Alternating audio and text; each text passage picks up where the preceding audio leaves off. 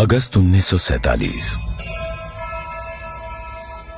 Madras presidency, Tamil Nadu. विशिष्ट लोगों का एक समूह अपने जीवन काल की एक ऐतिहासिक यात्रा की तैयारी कर रहा था।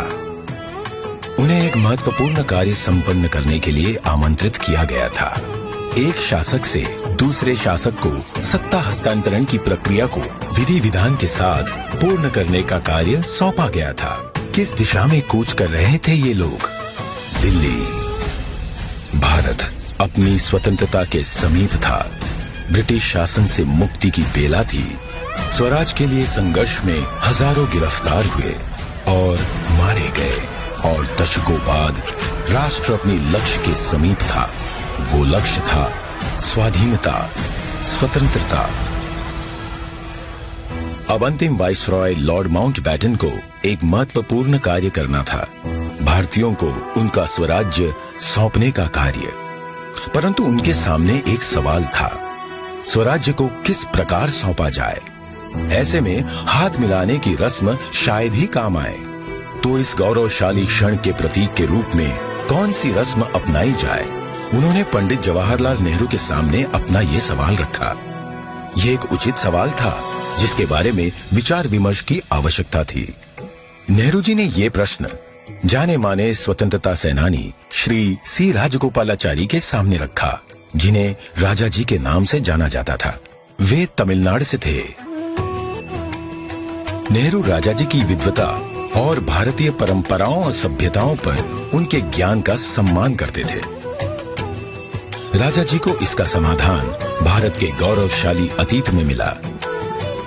तमिलनाडु के चोला साम्राज्य में, जो भारत के प्राचीनतम और दीर्घकाल तक चलने वाले साम्राज्यों में से एक था, एक चोला सम्राट से दूसरे सम्राट को सत्ता का हस्तांतरण नीति परायणता के प्रतीक अर्थात सेंगोल सौंप कर किया जाता था।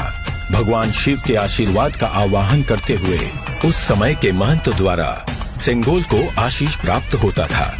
क्योंकि चोला शिव के प्रबल भक्त थे, उनके द्वारा स्थापित हजारों वर्ष पुराने मंदिरों में आज भी पूजा की जाती है। राजा जी ने इसी परंपरा और समारोह के आयोजन की सलाह दी, जिसे नेहरू जी ने स्वीकार किया। राजा जी ने बिना समय गवाए इस समारोह के लिए प्रमुख धार्मिक मठ या आश्रम तिरुवावड़दुराई आदीनम से संपर्क किया, जिसे 5 सदियों पहले स्थापित किया गया था, और ये तब से चोला भूमि के केंद्र में स्थित है और आज तक कार्यरत है। तत्कालीन मठ प्रमुख 20वें गुरु महासन्निधानम श्रील श्री अंबलवाना देशिका स्वामी ने अपनी अस्वस्थता के बाद भी इस कार्य को स्वीकार किया। उन्होंने सेंगोल बनाने का दायित्व मद्रास के प्रसिद्ध स्वर्णकार वुम्मड़ी बंगारू को सौंपा।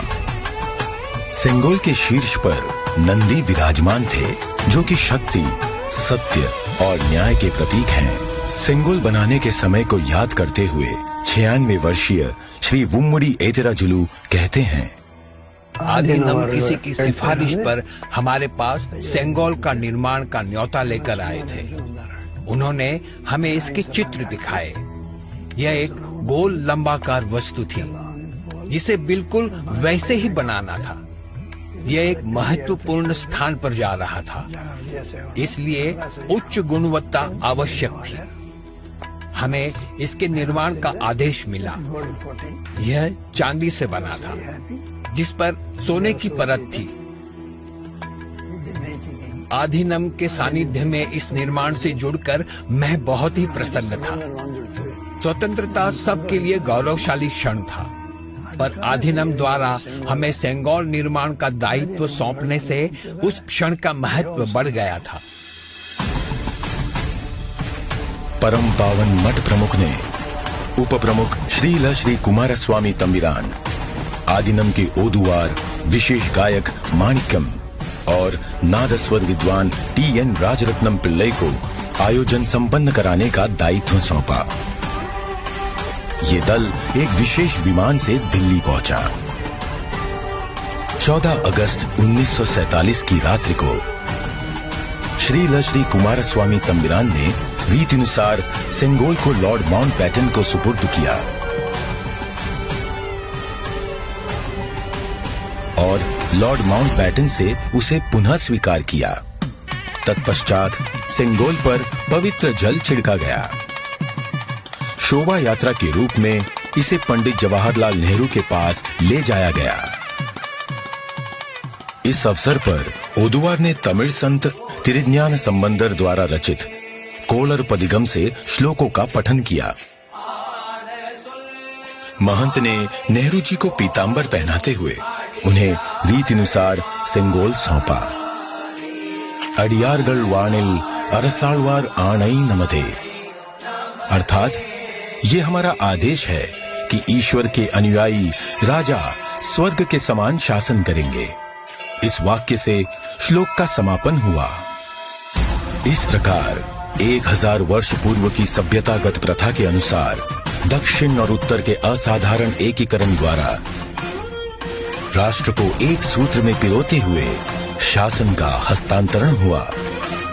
तत्पश्चात नेहरू जी ने श्री राजेंद्र प्रसाद सहित कई नेताओं की उपस्थिति में सेंगोल को स्वीकार किया। आगे चलकर श्री राजेंद्र प्रसाद भारत के प्रथम राष्ट्रपति बने। इस ऐतिहासिक घटना का उल्लेख व प्रकाशन राष्ट्रीय और अंतर्राष्ट्रीय मीडिया में किया गया। 25 अगस्त 1947 की टाइम पत्रिका ने भी इसे प्रकाशित किया। हस्तांतरण की प्रक्रिया के पश्चात पंडित जवाहरलाल नेहरू ने 14 अगस्त 1947 की मध्य रात्रि को अपना विश्व विख्यात भाषण राष्ट्र के नाम संबोधित किया।